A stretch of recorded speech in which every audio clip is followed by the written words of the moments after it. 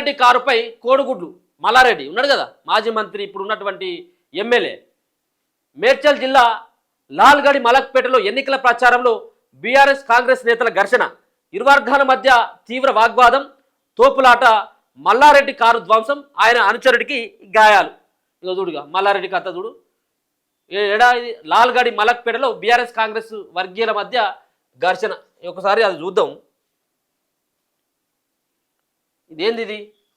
ఇక తన్నుకుంటా ఇదో కథ.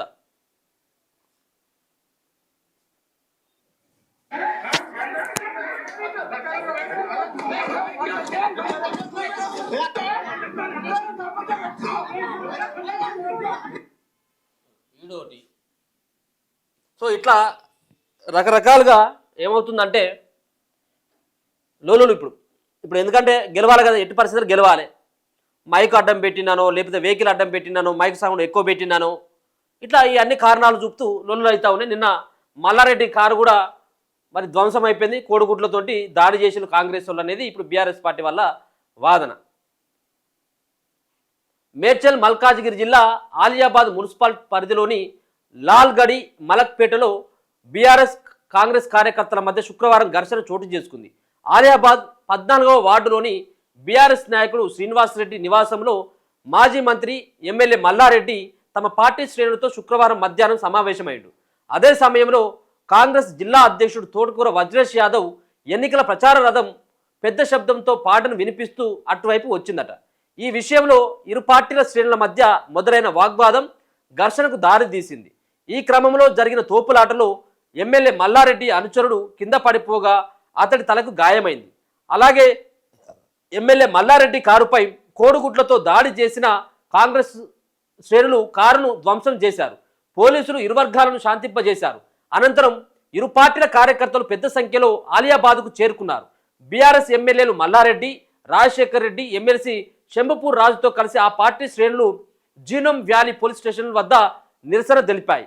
ఆపై ఇరు పార్టీల నేతలు పోలీస్ స్టేషన్లో ఫిర్యాదులు చేసుకున్నారు.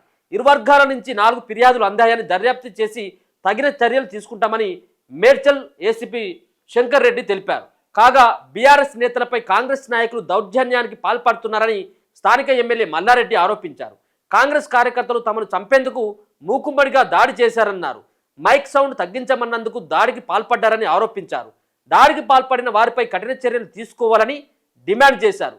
డబ్బు ప్రలోభాలతో ఎన్నికల్లో గెలవాలని చూస్తున్న మల్లారెడ్డి గుండాగిరి ఇక చెల్లదని డీసీసీ అధ్యక్షుడు తోటకూర వజ్రేష్ యాదవ్ అన్నారు.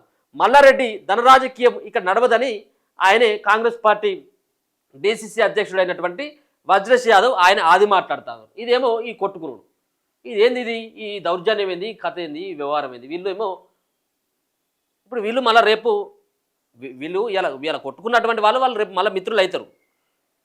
వాళ్ళు ఒకటే. ఇప్పుడు వజ్రేష్ యాదవ్ మల్లారెడ్డి గెలవరు అనుకుంటా, ఉన్నారా?